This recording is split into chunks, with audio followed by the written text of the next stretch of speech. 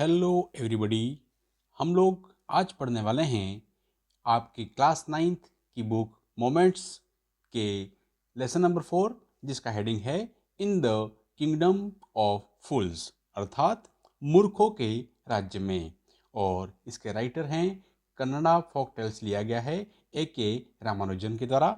और इसकी शुरुआती परिचय में दे रखा है कि it is believed that fools are so dangerous that only very wise people can manage them। वह विश्वास किया जाता है कि मूर्ख इतने खतरनाक होते हैं कि वे केवल बहुत बुद्धिमान लोगों के द्वारा उनका मैनेजमेंट किया जा सकता है, इनका प्रबंधन किया जा सकता है।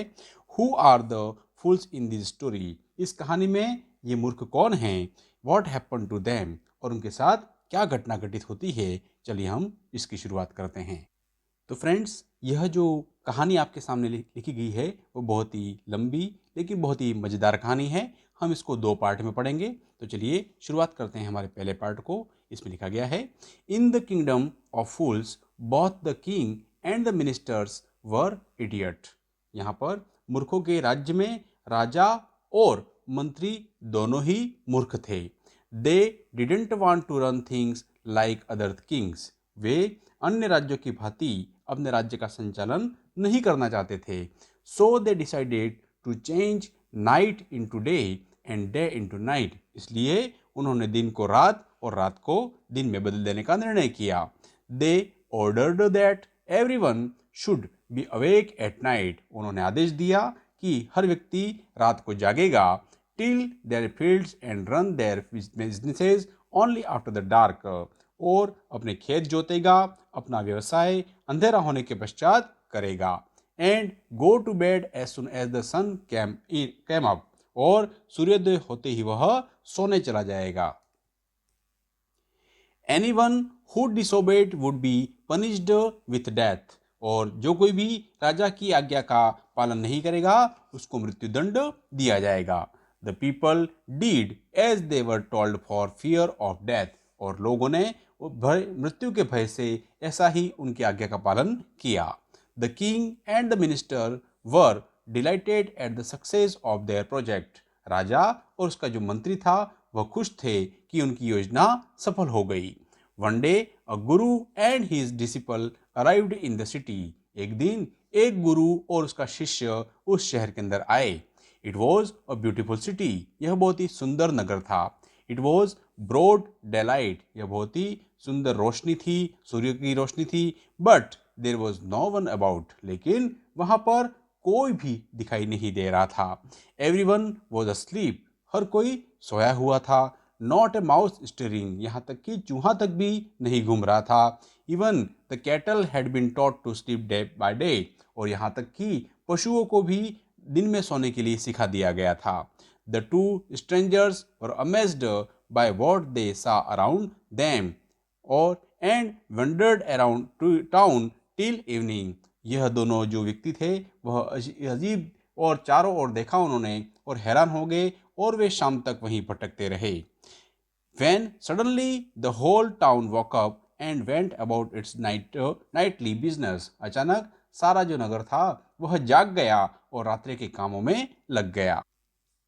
The two men were hungry। यह जो 2 व्यक्ति थे वो भूखे थे। Now that the shops were open। अब चूंकि दुकानें खुल गई थी।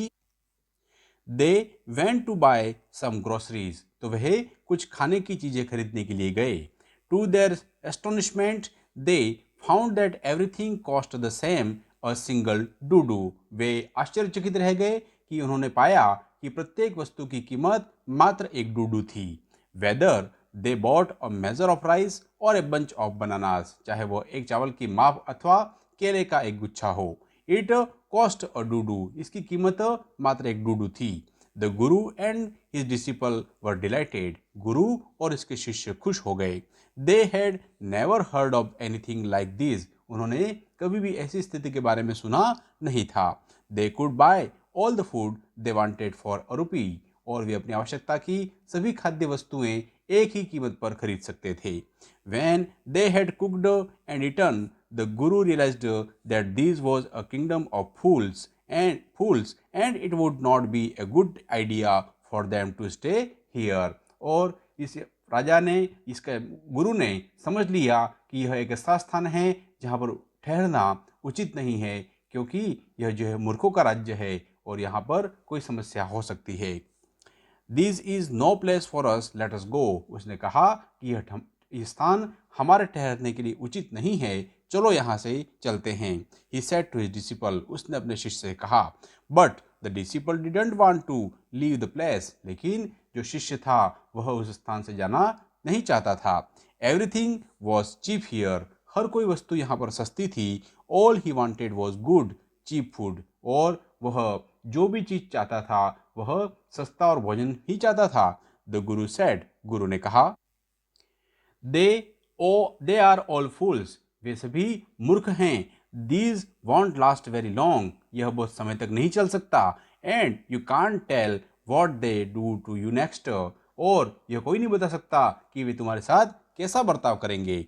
But the disciple wouldn't listen to the guru's wisdom, लेकिन उस शिष्य ने गुरु की इस बुद्धिमानपूर्ण सलाह को नहीं माना। ही वॉन्टेड टू स्टे, वह यहाँ पर रहना चाहता था। The Guru finally gave up and said, गुरु ने अंतिम प्रयास छोड़ दिया। Do what you want, I am going, और कहा तुम जो भी चाहे जी में आए करो, मैं यहाँ से जा रहा हूँ। एंड लेफ्ट, और वहाँ से चले गए। द डिसिपल स्टेड ऑन, वह शिष्य था वहीं पर रह गया। Ate his fill every day, वह दिन भर पेट भरता। Bananas and ghees and rice and wheat, वह केले, घी, चावल, गेहूं आदि खाता रहता। And grew fat like a street side sacred bull, और वह सड़क के पवित्र सांड की भांति मोटा हो गया। One bright day a thief broke into A rich merchants house, एक दिन क्या होता है कि एक चोर जो है वह किसी धनी व्यापारी के घर में सेंध लगा देता है, अर्थात प्रवेश कर जाता है।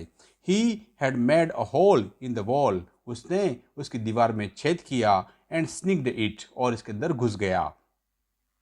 And as he was carrying out his food, और जैसे ही वह बाहर जा रहा था, the wall of the old house collapsed on his head, तो उस घर की जो पुरानी दीवार थी वह उसके सिर पर गिर गई। And killed him on the spot, और उसकी उसी स्थान पर मृत्यु हो गई। His brother ran to the king and complaint, उसका भाई भाग करके राजा के पास गया और उसने शिकायत की। Your highness, when my brother was pursuing his ancient trade, a wall fell on him and killed him. उसने राजा को जाकर के कहा कि सरकार, मेरा भाई जो अपना पुराना धंधा कर रहा था तो उसके सिर पर दीवार आ गिरी और वह मर गया। This merchant is to blame, यह सारा दोष इस व्यापारी का है। He should have built a good strong wall, उसे एक मजबूत दीवार बनानी चाहिए थी। You must punish the wrong doer and compensate the family, उसने कहा आप इस अपराधी को अवश्य दंड दे और मेरे परिवार को अन्याय के लिए क्षतिपूर्ति प्रदान करें।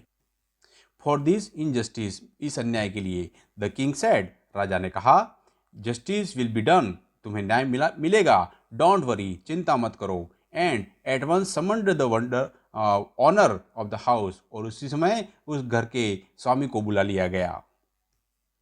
When the merchant arrived, the king questioned him. जब वह व्यापारी या सौदागर यहाँ पे आया, राजा ने उससे प्रश्न किया, What is your name? तुम्हारा नाम क्या है? Such a name, your highness. अमुक अमुक, ऐसा नाम उसने कुछ बताया। Were you at home when the dead man burgled your house? क्या तुम अपने घर में ही थे जब यह मृतक तुम्हारे घर के अंदर सेंध लगा कर प्रवेश किया? Yes, my lord. उसने कहा, हाँ महाराज। He broke and wall was weak. वह घर के अंदर प्रवेश छेद करता है और दीवार जो थी वह कमजोर थी। It fell on him, वो उस पर गिर गई।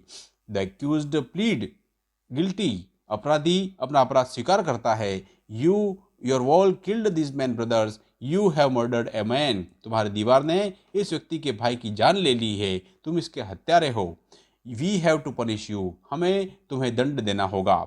Lord, said the helpless merchant, उसने व्यापारी ने कहा, सरकार, I didn't put up the wall, यह दीवार मैंने नहीं बनवाई थी। It is really the fault of the man who built the wall, यह तो वास्तव में उस व्यक्ति का दोष है जिसने दीवार चुनी थी। He didn't build it right, यह उसने ठीक से नहीं बनाई। You should punish him, यह आप उसको दंड देना चाहिए। तो उसने कहा, हु इज दैट, वह कौन है? वो कहता है, my Lord, this wall was built in my father's time. वो कहता है कि यह दीवार मेरे पिता के समय बनी थी। आई नो द मैन, ये उस आदमी को मैं जानता हूँ। He is an old man now, वह एक बूढ़ा व्यक्ति है। ही लिव्स नियर बाय, वह यहाँ पास में ही रहता है। The king sent out messengers to bring in the bricklayers who had built the walls. राजा ने अपने दूतों को उस राज मिस्त्री को बुलाने के लिए और पकड़ने के लिए बुलाया जिसने दीवार को बनाया था। दे बॉट हिम, वे उसको लेकर के आए। टाइड हैंड एंड फुट, उसके हाथों और पैरों को बांध करके। You and you there, did you build this main wall in his father's time? राजा ने उससे कहा, तुम वही व्यक्ति हो जिसने इनके पिता के जीवन काल में इस दीवार को बनाया था? तो वह आदमी कहता है, yes my Lord I did, हाँ मैं जिसने ये दीवार बनाई थी। राजा ने कहा, what kind of wall is this that you built? तुमने किस प्रकार की दीवार बनाई थी? It has fallen on a poor man and killed him, यह एक बेचारे दीवार व्यक्ति के ऊपर गिर गई और उसकी मृत्यु हो गई। यू हैव मर्डर्ड हिम, तुमने उसको मार डाला। We have to punish you by death, हमको तुमको मृत्यु दंड देना होगा। Before the king could order the execution, जैसे ही राजा उसकी मौत की सजा को सुनाने वाला था, द पुअर ब्रिकलेयर्स प्लीडेड, तो वह राजमिस्त्री निवेदन करता है, please listen to me before you give your orders, कृपया मेरी एक निवेदन को सुन लीजिए अपने आदेश को जारी करने से पहले। वो कहता है, it is true I built this wall, यह सही बात है कि मैंने इस दीवार को बनाया था। And it was no good, और अच्छी नहीं बनी थी। But that was because my mind was not on it, यह इसलिए हुआ क्योंकि मेरा दिमाग उस समय काम नहीं कर रहा था। I remember very well a dancing girl who was going up and down that street all day with her anklet jingling, and I couldn't keep my eyes on my mind on the wall and I was building। और वह कहता है कि यह इसलिए है कि मुझे याद है कि उस दिन एक नाचने वाली लड़की जो है वह इधर उधर उस दिन उस गली के अंदर आना जाना पूरे दिन भर करती रही और अपने पैरों के अंदर जो घुंघरू हैं वो बांध करके वो जा रही थी। मेरा ध्यान और आंखें उसी पर लगा हुआ था और इस उस समय मैंने जो दीवार बनाई थी। You must get the dancing girl, आपको उस नर्तकी को बुलाना होगा। I know where she lives, और मैं जानता हूँ कि वह कहाँ रहती है। तो वो राजा कहता है, यू आर राइट, बिल्कुल तुम सही हो। द केस डिपेंड्स, यह जो मामला है गंभीर है। वी मस्ट टूक इन टू इट, हमको इसके तह तक जाना होगा। It is not easy to जज सच कॉम्प्लिकेटेड केसेस, इस प्रकार के पेचीदे मामले को निपटाना सरल नहीं होता है। Let us get the dancer, चलिए उस नर्तकी को बुलाओ। वेयर एवर शी इज, वह कहाँ है? The dancing girl now an old women came trembling to the court. Dancing, वह नृत्य करने वाली महिला जो कि एक महिला वृद्ध हो चुकी थी, वह भय से कांपती हुई राजा के दरबार में आती है। राजा ने उससे पूछा, did you walk up and down that street many years ago? क्या तुम उस गली के अंदर उस समय पूरे दिन भर आना जाना कर रही थी? While this poor man was building A wall, जब यह व्यक्ति इस दीवार को बना रहा था। डिड यू सी हिम, क्या तुमने उसको देखा था? तो वो औरत कहती है, यस माय लॉर्ड, हाँ सरकार। I remember it was very well, हाँ मुझे भली भांति याद है। वो कहता है राजा, so you did walk up and down, तो तुम अपनी इस पायल को झनकार आना जाना कर रही थी विद एंकल्स जिंगलिंग, अपने पायल को झनकारते हुई। You were young and you disturbed him, तुम जवान थी और तुमने उसको ध्यान से भटका दिया। So he built in a bad wall, और इसने एक खराब दीवार बना दी। It has fallen on a poor burglar, यह एक गरीब सेंधमार पर गिर गई। एंड किल्ड हिम, उसने इसको मार दिया। You have killed an innocent man, तुमने बेचारे एक निरपराध व्यक्ति की हत्या की। You will have to be punished, तुम्हें इसका दंड देना ही पड़ेगा। She thought for minutes and said, वह एक मिनट के लिए सोचती है और फिर बोलती है, माय लॉर्ड वेट, मेरे सरकार सुनिए, रुकिए।